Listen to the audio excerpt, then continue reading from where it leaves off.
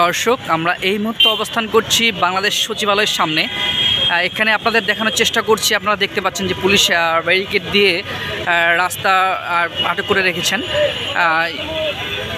তাদের এই রাস্তা ব্যারিকেড দেওয়ার মূল কারণটা আপনাদেরকে জানাই। সেটা হচ্ছে যে জুলাই ঐক্য জোট যে রয়েছে ছাত্র জনতাদের, তারা আসলেই লং মার্চ টু সচিবালয় ঘোষণা করেছেন।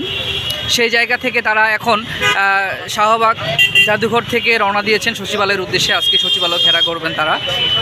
আসলে তাদের যেই প্রধান উদ্দেশ্য রয়েছে সচিবালয়ে লং মার্চ টু সচিবালয় দেওয়ার কারণ, সেটা হচ্ছে যে বাংলাদেশের সচিবালয় সহ বিভিন্ন সরকারি প্রতিষ্ঠানে স্বৈরাচার সরকারের 44 জন দোসরের তারা একটা লিস্ট ঘোষণা করেছিল। সেই 44 জনের অপসারণের দাবিতে তারা বিভিন্ন সংবাদ সম্মেলন বা সচিবালয়ের সামনে বিভিন্ন অবস্থান কর্মসূচি পালন করেছিলেন। তারপরও তাদের এই যে কর্মসূচি এবং তাদের সংবাদ সম্মেলন, সেই সংবাদ সম্মেলনকে গুরুত্ব দেওয়া হয়নি।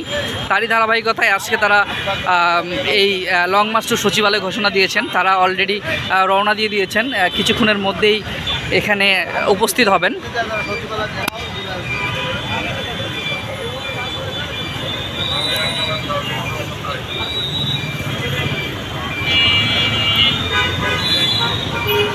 দর্শক, আপনারা সাথে থাকুন, আপনাদের দেখানোর চেষ্টা করব যে সচিবালয়ের বর্তমান পরিস্থিতি এখানে কি হচ্ছে। দর্শক, আপনারা দেখতে পাচ্ছেন যে পুলিশের সাথে এক পর্যায়ে পুলিশের ব্যারিকেড ভেঙে দেওয়ার চেষ্টা চলছে। পুলিশ এবং ছাত্র জনতার মধ্যে সংঘর্ষ হওয়ার সম্ভাবনা অনেকটাই। যে দর্শক দেখতে পাচ্ছেন, দর্শক